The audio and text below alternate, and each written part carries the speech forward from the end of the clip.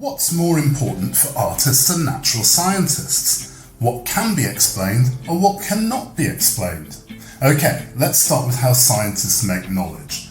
The scientific methodology, also known as the hypothetico-deductive method, requires that anything which cannot be explained is not deemed to be scientific knowledge, because the classification of scientific knowledge is only given after the explanation using the scientific method. This means that phenomena which have not been explained are important in the formation of new knowledge. A good place to start here might be with the identification of phenomena which are targets for further scientific research. You can draw upon lots of useful examples where scientists have been drawn to phenomena which are yet to be researched or new ways of looking at a phenomena. This argument could then be developed to look at paradigm shifts and how paradigm shifts come about. This argument could be expanded to look at the importance of paradigm shifts in the development of the area of knowledge. Developing evaluation and application points for area of knowledge and natural sciences, you could look at the human subjectivity of scientists and the contextualized external pressures on scientists, such as public policy funding. However, all of these factors are fairly rudimentary ToK. A more interesting and wider reflection on the role of explained and unexplained knowledge in this area of knowledge might consider whether the role of science is just describing an external physical world, or whether the role of science is constructing an explanation for that external physical world. This is an important and fundamental difference in our understanding of the function of science, and it links to the empiricism versus rationalism debate. Developing this argument would lead us to challenge one of the inherent assumptions of this question, namely that there is a difference between that which is explained and that which is unexplained. Some things may be inaccurately explained. Many phenomena may not yet be apparent to us, and of course, we may have already developed some explanations without yet realising it. Moving on to AOK the arts. We could return to look at the intention of the artist versus the interpretation of the audience.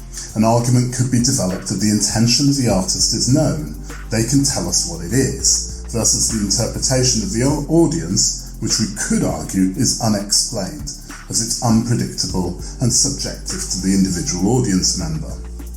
Again, we would be looking at the function of knowledge in AOK the arts. The wider discussion here might be whether the knowledge produced in AOK the arts has to be coherent, and if it does have to be coherent, we could argue that that which is explained is more important than that which cannot be explained.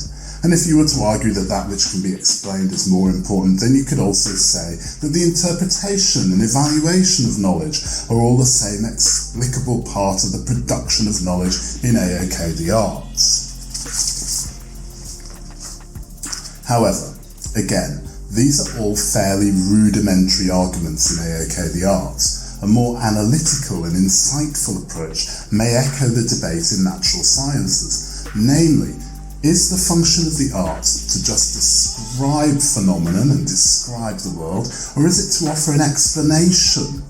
Except in the arts, we might replace explanation with symbolize or represent.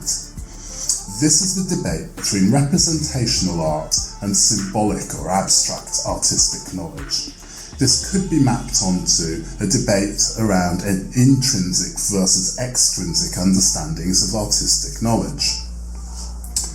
An argument could be developed that that which can be explained rests more with representative artistic knowledge, whereas that which cannot be explained rests with more symbolic or abstract artistic knowledge. The relative importance of each may depend upon whether we're considering the artist as an insular being or the artist in relation to their audience, the context of the audience, and the function of the knowledge. Now, the wording of this question is important to pay attention to. It's not what has been explained, but what can be explained and what cannot be explained. This doesn't mean the phenomenon necessarily has been explained, but that it actually cannot be explained or can be explained. There are many interesting evaluation points that students could develop in both AOKs, arising from the idea that something cannot be explained, i.e. there is no potential for it to be explained.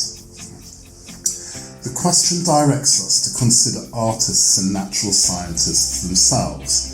As such, we may be looking at the motivations and perspectives of artists and natural scientists as knowledge producers rather than the knowledge production process. This leads us to some more interesting and broad evaluation points, such as whether the potential for knowledge development is consistent between knowledge producers. For some knowledge producers, things that can be explained may be more important, but for other knowledge producers, things which cannot be explained may be more important. Further, for some knowledge producers in both AOKs, whether something can or cannot be explained will be contextualized by time, space, and the purpose of knowledge production. And finally, there's an interesting relationship between knowledge which is already known and therefore can be explained, and knowledge which will become known or known in the future upon further research or development in that area of knowledge.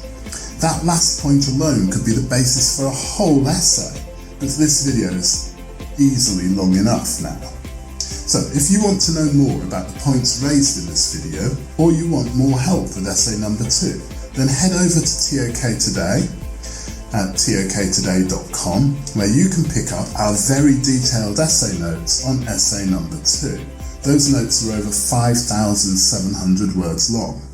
And if you want further help with your ToK essay, then feel free to email me, daniel@toktoday.com. Best of luck with your ToK essay and stay ToK-tastic!